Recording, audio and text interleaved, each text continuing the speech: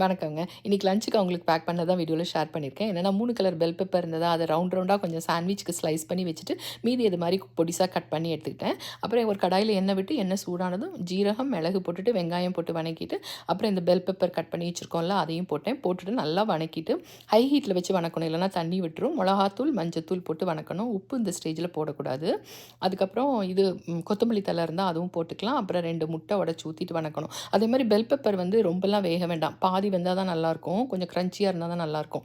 அதுக்கப்புறம் முட்டை வெந்ததுக்கு அப்புறமா தான் உப்பு போடணும். இல்லன்னா தண்ணி விட்டுரும். உப்பு போட்டுட்டு இந்த ஸ்டேஜ்ல வேணா மிளகு தூளும் கொஞ்சம் போட்டுக்கலாம். பெப்பர் பவுடரும் போடுறதுனா போட்டுக்கலாம். போட்டுட்டு நல்லா வணக்கிட்டு, ஆறுனதுக்கு அப்புறமா சப்பாத்தி இது மாரி செஞ்சுட்டு அதில பட்டர் தடவிட்டு, இந்த மாரி எவ்வளோ ஸ்டஃபிங் வைக்க முடியுமோ வச்சுட்டு, நான் கொஞ்சம் டொமேட்டோ மேகி சாஸ் விட்டேன். காய் ஆறுனதுக்கு அப்புறம் வைங்க ஓகேயா? அதுக்கப்புறம் டொமேட்டோ சாஸ் விட்டுட்டு, இந்த மாரி ரோல் பண்ணி வச்சுட்டேன். அவங்க இன்னைக்கு லேட் ஆகும்னாங்க. ஸோ வந்து ஸ்நாக்குக்கு சுண்டல் வேக வச்சிருந்தேன். அப்புறம் மோரு, ப்ளூபெர்ரி குடுத்து விட்டேன். அவ்வளோதாங்க. Thank you.